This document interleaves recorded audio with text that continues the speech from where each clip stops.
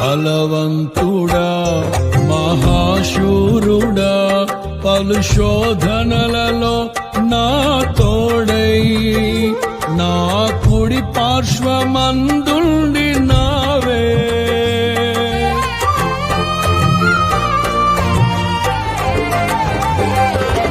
నీ మహిమకై నీవేర్పరచిన నీ పాత్రగా నన్ను మార్చి నీవు నీ అనలేని ప్రేమను చూపితివి. నీవే నా విజయం, నాలో నీవే